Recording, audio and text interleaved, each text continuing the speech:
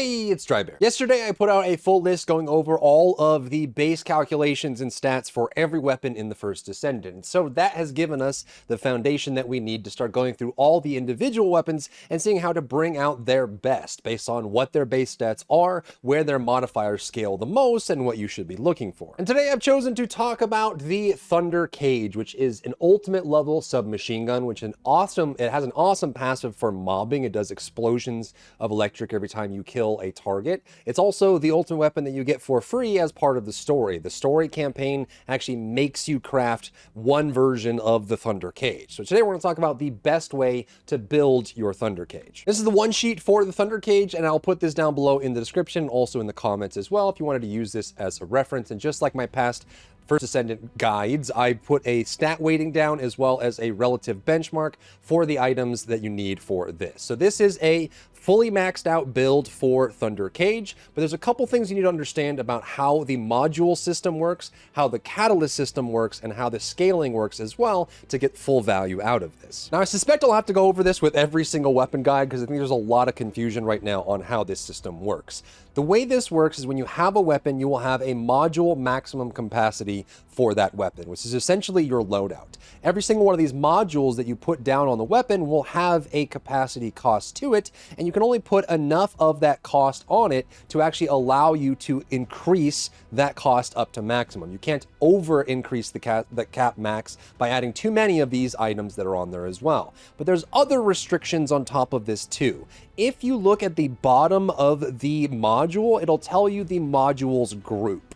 If a module is assigned to a group, you can only have one item, one module from that group on your weapon at any time.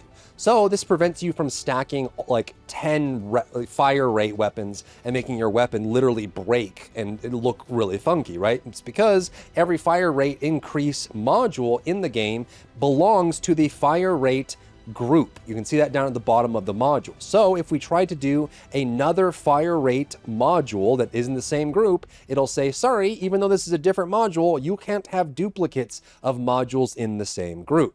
However, some of them aren't in groups. So for example, firearm attack is limited by some on the purple, but rifling reinforcement, which is a basic module that gives you firearm attack, does not belong to a group, which means you can add any amount of modules that don't belong to a group, even if they modify the same stats. So if we add all these blues here, you can see none of them are part of a group. They're in the none group. So you can add them to this as much as you want and have as many on here as you want, but this limits your choices for specific things. One of the most important is going to be weak point as well. So you see that the base weak point sight has no module group, but the purple versions of it do. So if I do weak point insight, which belongs to the weak point strike group, and then I want to do another item that's on the weak point strike group, it's not going to let me, and it'll flash this one here saying you already have another module from this group, you can't add another. So keep that in mind, that you won't be able to stack one stat on all slots, and you'll have to figure out how to do that.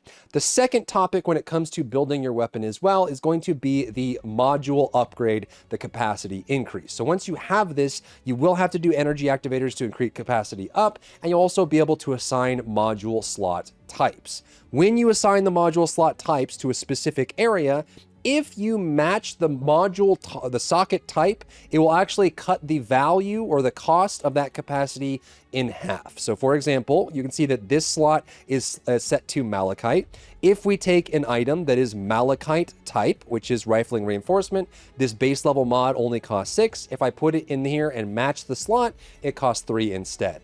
Another thing to keep in mind is that if you don't match the slot type and you've already set that, it will double the cost, or it'll give you 50% more or 50% less. So it cuts it in half or gives you 150% of the value right here. So we have 3 it cuts in half here and it gives you more. It's not double actually. It goes 6 to 8 or 6 to 3 if you match it. But when you change the slots here, you can actually change what these are. You can very easily swap these in and change which actual socket type is in here. And that's how you're going to cut these values down. And that's how you can get a full list of upgraded modules, is if you eventually save up, you keep increasing the module capacity up to maximum of 80, and you also keep increasing the slot types to match up a specific build, you can lower the capacity cost of every module down to a point where you can have everything added. So coming back to this, I want to make this a little bit more usable for people that are working through their journey, especially if you're free to play in the First Descendant, because you're not going to be able to max all these modules and then put them on your weapon right away, right?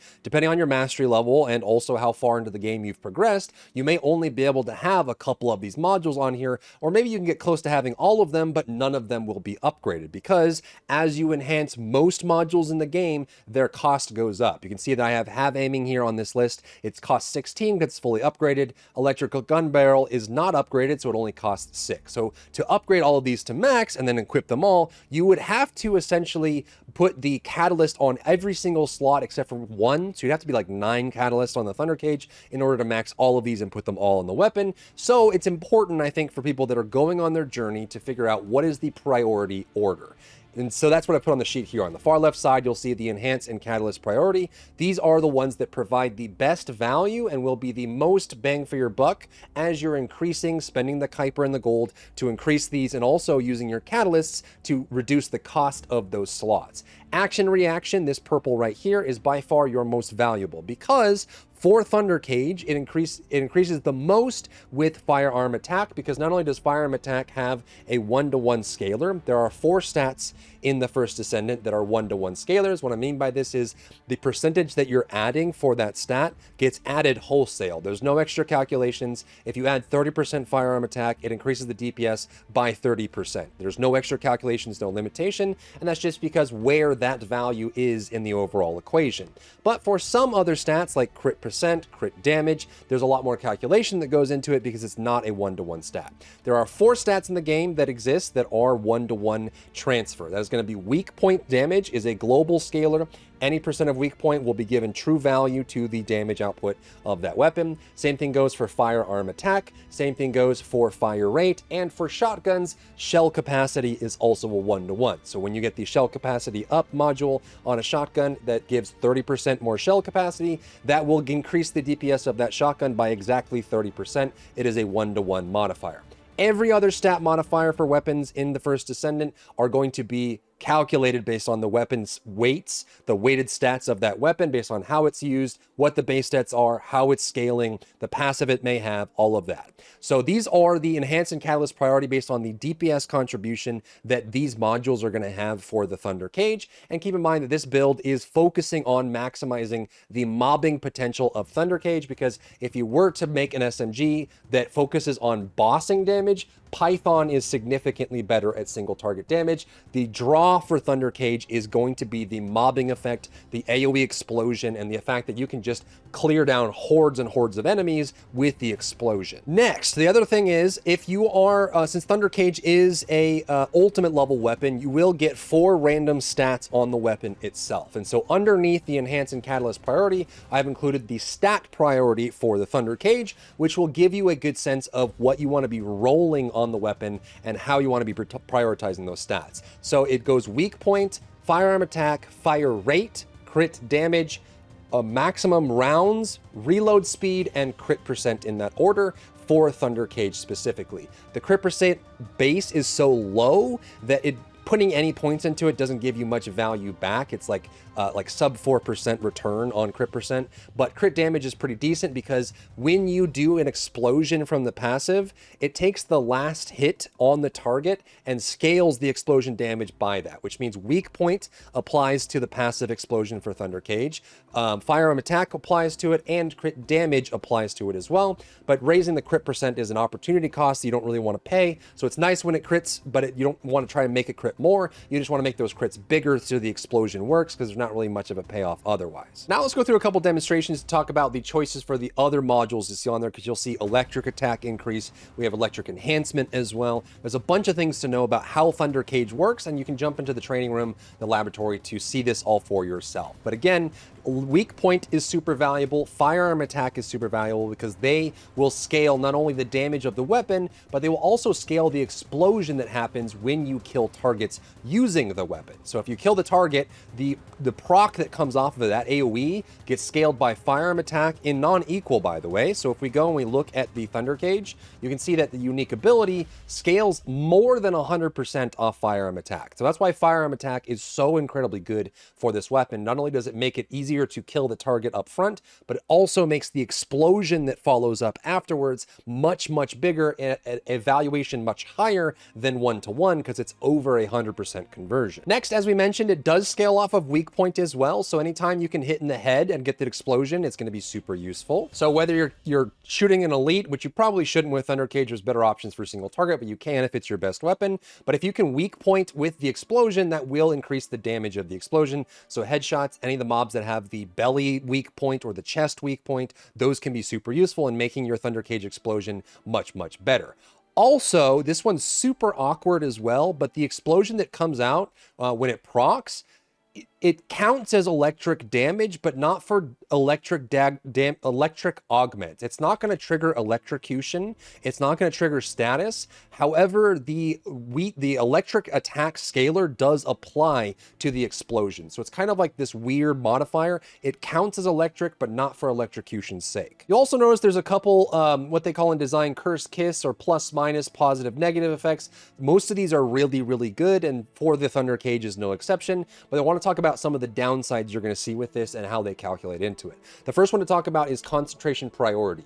Critical hit damage is a decent stat for Thunder Cage. Critical hit chance is not. It's not a very good scaler. You're not going to be able to bring that up for the overall damage output. But there is a negative modifier here for reload time, and that will affect the overall effectiveness of your Thunder Cage and having a longer reload.